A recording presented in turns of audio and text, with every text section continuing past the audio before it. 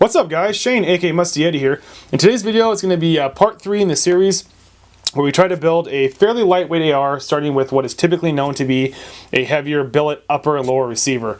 If you guys didn't catch my first 2 videos, I'll annotate them up in the corners here, also down in the description. Feel free to click on them and check them out. Just to do a quick recap, part 1, the first video was the lower receiver, the billet lower I decided to go with. I went with Working Man's Army billet lower. It hit all the things I was looking for at the price I could afford.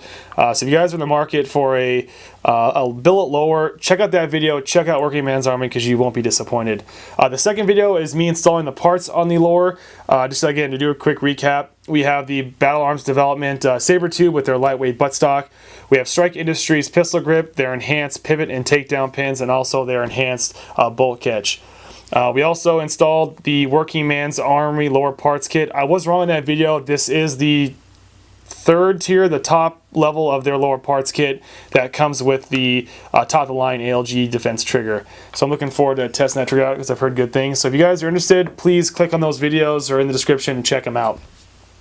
So like I said, this is part 3. This is mostly going to be a how to install Midwest Industries super lightweight M-Lok rail. But I also want to share some of the parts I got. This did take me a while to do this video because I was searching and trying to find parts that saved weight but didn't sacrifice quality.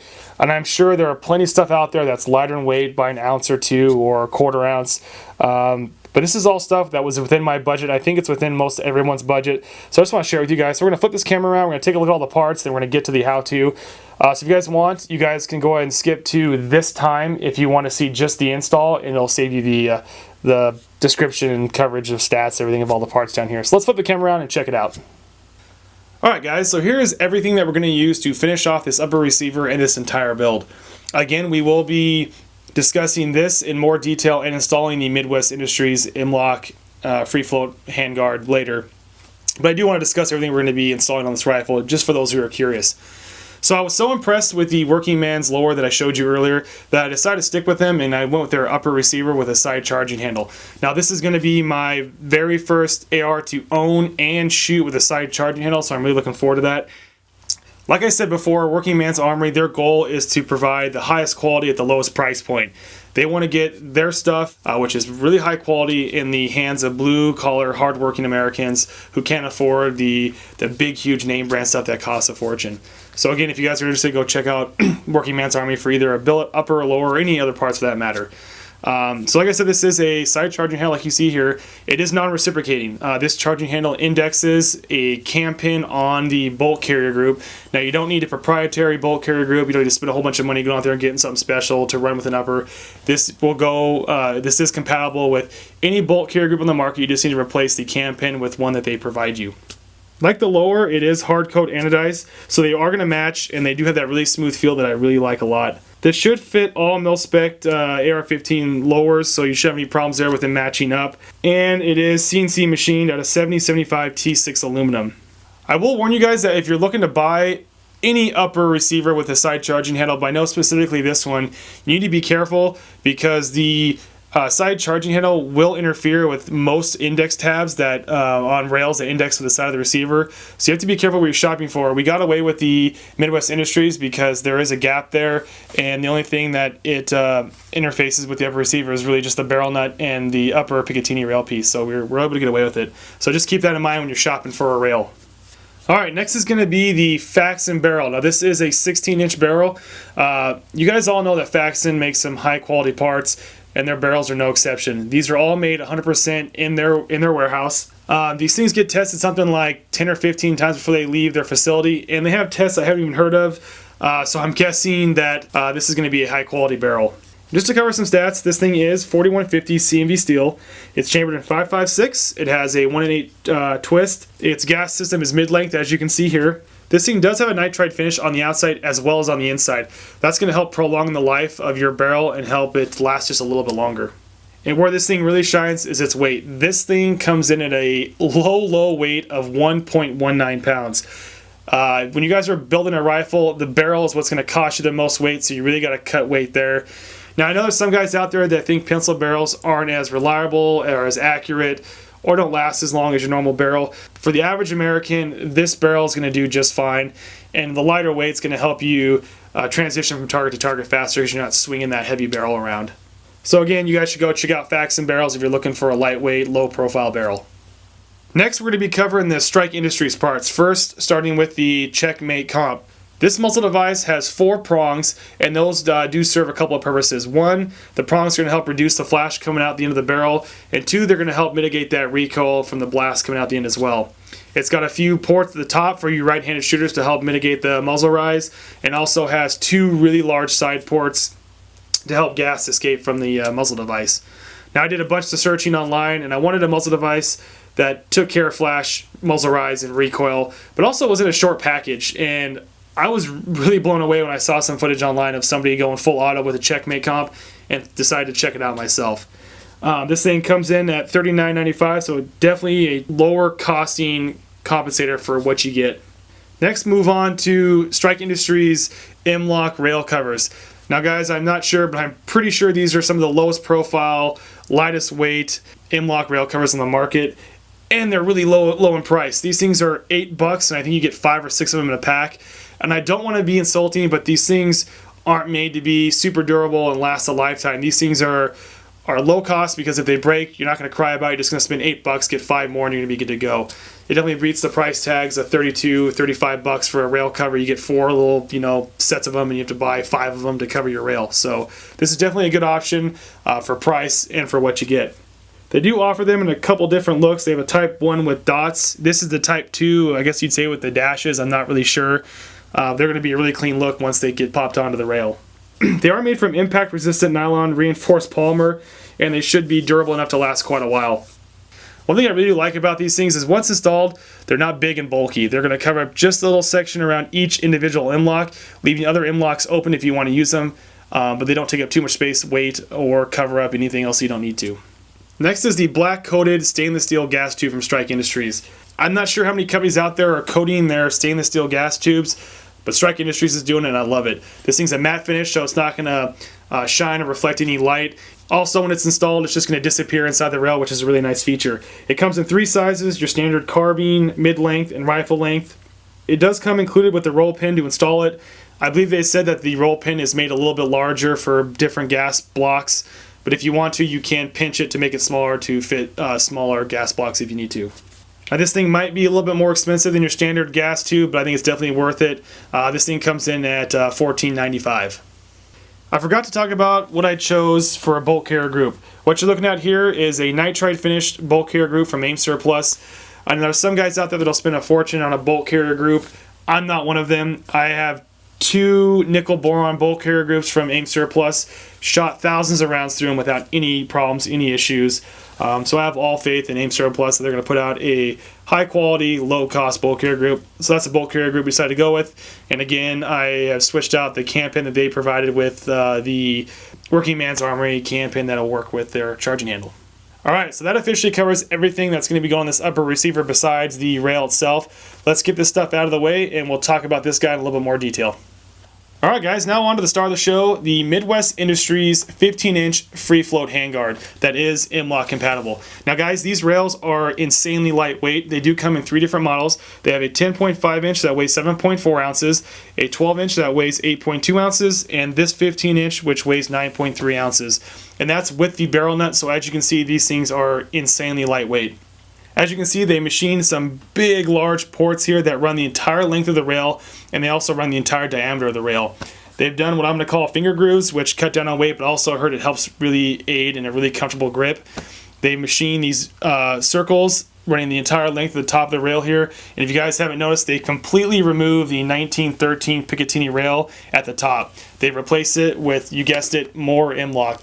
So that's really cool. You guys can save weight with those Picatinny rail pieces and just directly install something on the top of your rail if you want to. So we have 21 M-Lok sections running the entire length of the rail at the 3, 6, and 9 o'clock position, so 7 each, and we have 6 at the top. So a total of 27 M-Lok rail sections for you to install something wherever you want it. Another really cool feature is this thing sports 5 anti-rotational QD sling points. You have, as you can see, you have 2 here, 2 on the other side of the rifle at the 9 o'clock position. You have 1 down here at the bottom of the rail. So that does 2 things for you. It cuts down on weight if you having to install a separate QD sling mount, and also it saves you money because they're already there. I don't see where else you'd want to mount a QD point besides what they provide for you. This is constructed as 6061 aluminum and hardcore anodized, so you're going to be fine there. This thing is 100% made in the USA and does come with a lifetime warranty, so if you ever have an issue, you can contact Midwest Industries and they'll help you out. Now let's cover everything that comes in the packaging, which is down here in the bottom right.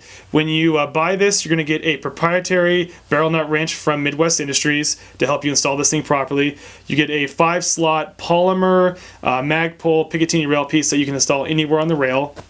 You also get the Allen wrenches for the Allen head screws when installing, and some sort of green Loctite that you're going to put between the barrel nut and handguard to help hold in place. So I think that's a bit for the stats. Let's go ahead and change things up and start the installation process on this thing. Alright guys, so the first step here is going to be prepping your upper receiver. Now, if you guys have an AR-15 already completely built, you're going to have to go ahead and remove your muzzle device, your gas block, your proprietary barrel nut, whatever rail you have going, or your delta ring. So either way, you're going to have to get down to your bare upper receiver. As you guys can see here, I've had to kind of jimmy rig this thing because my standard vice block won't work with this because it is a side charging handle. There are 2 other options you can do, which I've already ordered one. You can do the Geisley rod that goes inside and matches up with the barrel extension that locks up with the barrel here. Or you can do the Magpul bev block, which is what I ordered. It's on its way, but I just couldn't wait. So I've kind of jimmy rigged this thing. I've had, what I have done is I've cut pieces of my belt, leather belt, and taped them onto the vice block and clamped this down. The upper receiver Picatinny rail on the bottom are the 2 flat spots. So I'm just going to put this thing together, and hopefully this thing holds. If this can't hold the upper receiver together, we'll just have to pause the video and wait for the Magpul bev block to come in. So your barrel's got this index tab here. You have to insert that into your receiver, and I'll roll in a picture you guys can see what it looks like when this thing's properly indexed. So you're going to slide it into place, make sure it's flush against the receiver there. You're then going to grab your provided proprietary barrel nut. So funny story with this, I'll roll in some video now, is I actually did this install once already, and I guess I didn't hit record, or I hit record and it didn't save. Either way, I had to take this rail off. When we get to it and we install this green locking compound, this stuff is legit. I didn't even wait 12 hours. You're supposed to wait 12 hours for this to set. I think I waited 5 or 6, maybe 8 tops, and it was pretty well set. This thing was almost impossible to get off. And like I said, I'll roll in the video again, and you guys can see the green compound still on there. I had to take an X-Acto knife and carve out every single one of these grooves again because it just wasn't coming out. I let it soak and cleaner, and the brake-free cleaner didn't do anything. So that locking compound is serious stuff. You really don't need to put a lot on. It's going to get the job taken care of. When I loosened those screws to take the rail off, it didn't come off. It took a lot of elbow grease. So either way, so we've got our barrel nut here that Midwest Industries provided again. Now what we're going to do is we're going to go ahead and prep our threads. I'm just going to take, I got this from Walmart. It's just multi-duty complex grease. I use this for pretty much everything for lubing my AR-15s. I'm just going to go ahead and put a decent amount on the threads here. Spread it all around.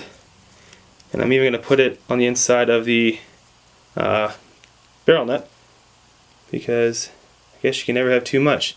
So I did that, and I'm going to take my finger here, and I'm going to take it, I'm going to spread it on inside here. Alright, so that's taken care of.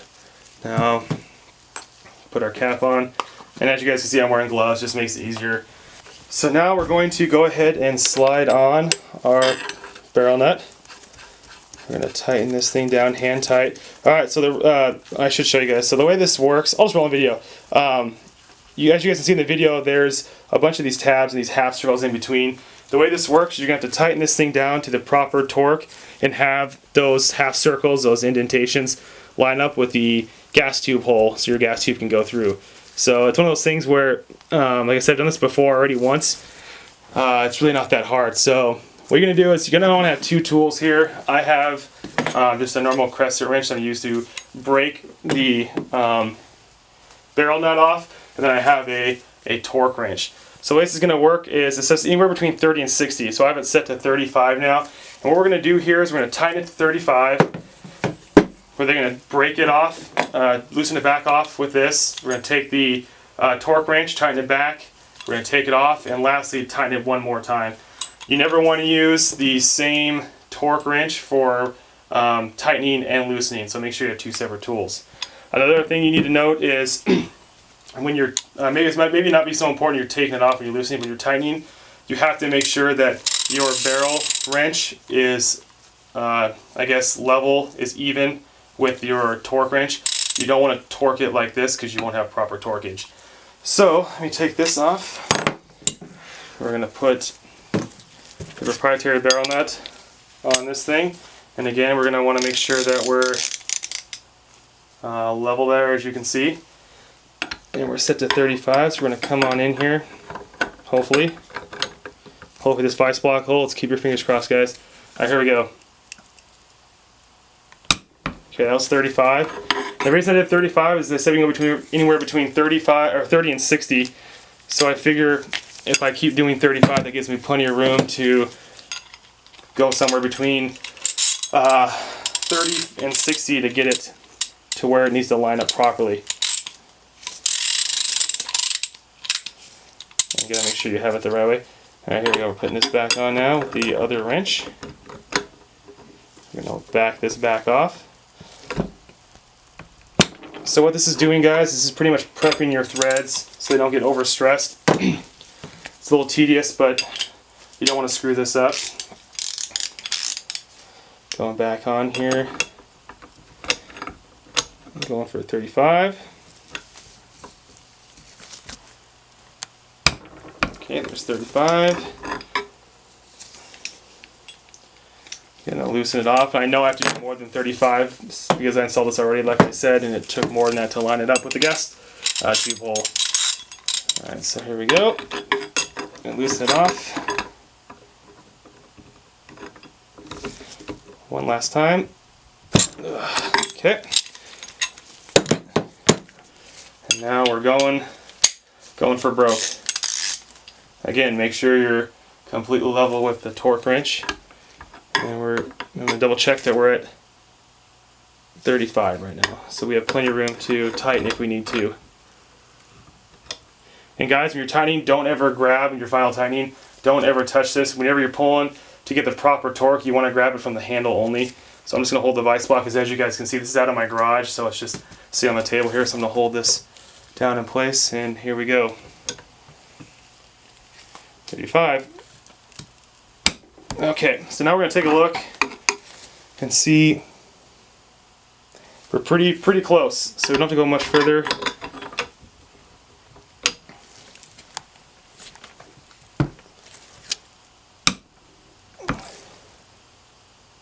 Getting there.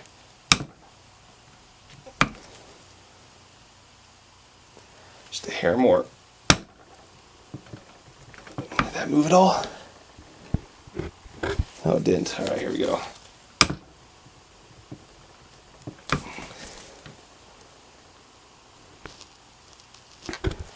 And this last little bit's just giving me some trouble, huh?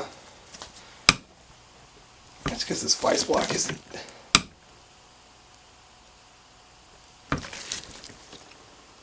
Ooh, okay, I think that's going to be it. That's perfect.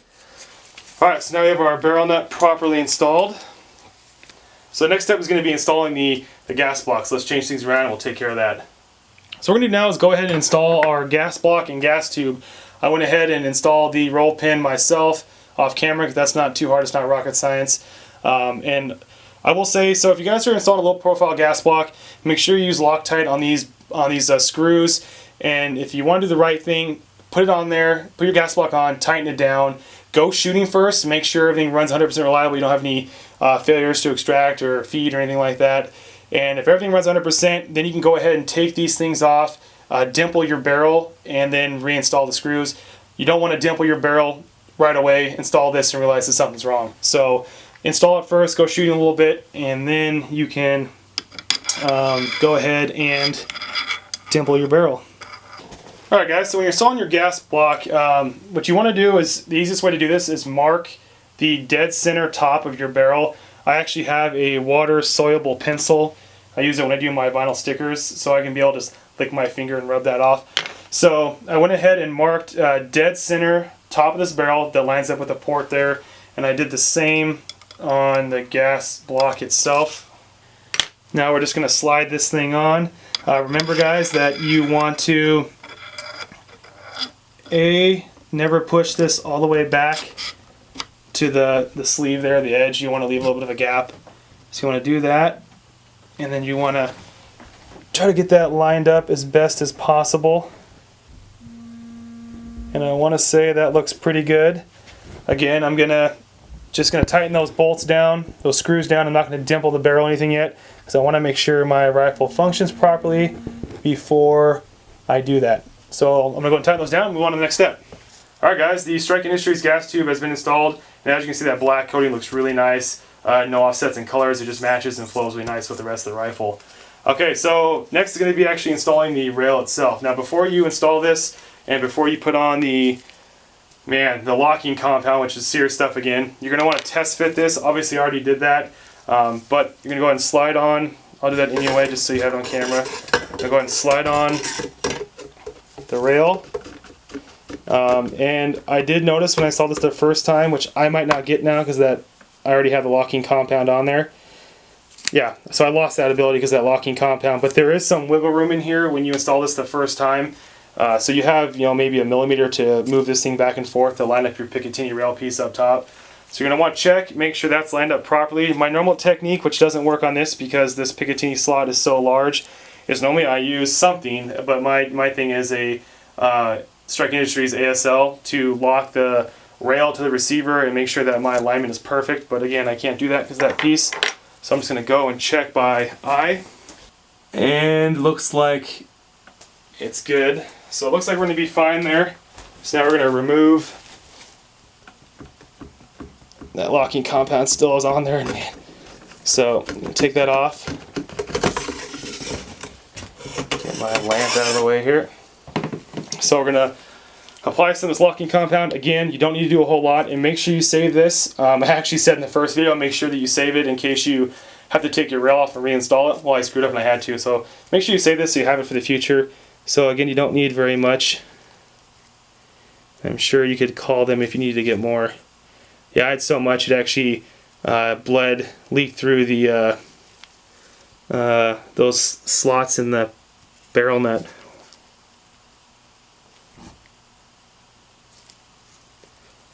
Alright, so that is a decent amount. I'll just do a little bit more because okay, so we're going to save this off to the side again. Wipe off my finger here, get it off the barrel, not that it matters, but there we go. Going to reinstall the rail.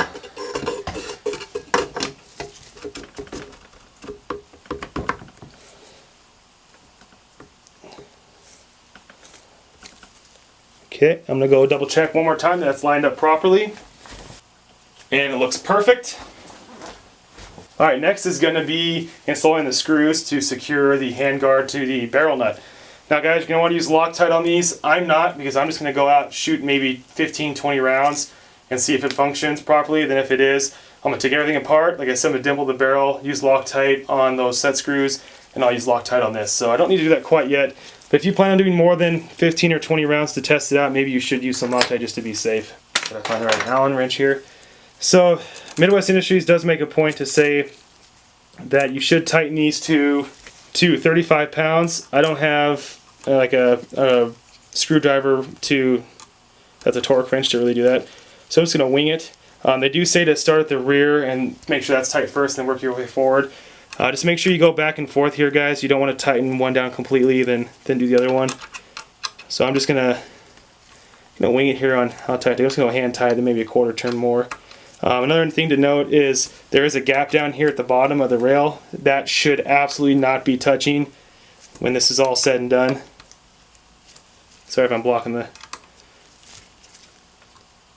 bolts there, guys. I'm almost there.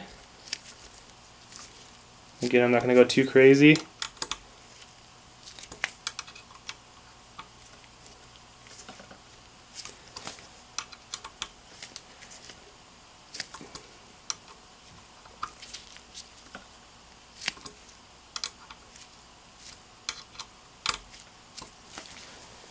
Alright, I'm going to call that good. So that pretty much wraps up the install. Now let's get this thing out of the vice block and throw everything together. Alright guys, now to install the Checkmate comp, we're going to go ahead and install the washer. We're going to make sure the tapered end faces in toward the receiver. Go ahead and tighten on our muzzle device, whatever you guys choose to do. And now what you're going to do is, I'm not going to do this on camera because it's pretty simple. You're going to quarter turn it, back it off, quarter turn it, back it off. Keep doing that until you get it centered. Every time you do the quarter turn and back it off, it's going to allow you to tighten it a little bit more. Definitely don't just go all in one turn and get it where you want it. So I'm going to go do that off camera, and then we'll be back to continue the build. Alright guys, looks like this build is complete. I did just realize that I bought a charging handle from Strike Industries for an upper that already has a side charging handle. So brain forward by me. Looks like now I have an excuse to build another AR, so that's good. But as you guys can see, the Midwest Industries handguard was super easy to install. I think anyone with decent knowledge in gunsmithing, if you have the proper tools, you can definitely do this at home. Installs easy, it lines up great. It's super lightweight and super modular, like I said before, with those 27 M-Lok sections to put whatever you want. As you guys can see, those Strike Industries rail covers are a super low profile, almost like they belong on the rifle itself. So the big question is, what does this thing weigh now? Just threw it on the scale, and this thing came in at 5 pounds, 11 ounces. And you know, guys, anything under 6 pounds is pretty lightweight. And again, that is using a heavier billet upper and lower. If you had a standard upper and a polymer lower, this would probably be, oh, I don't know, just around 5 pounds. So already this is a really lightweight rifle. What's really nice is the weight is in the back, so you don't feel the heaviness of the front handguard or anything. So that's about it, guys. Hope you enjoyed the video series, as short as it was. If you guys found this video informative, I really appreciate a thumbs up. Hit that like button down below. If you guys haven't, favorite and subscribe as well. I would really appreciate that too. As usual, guys, take care, stay safe, and we'll see you next time.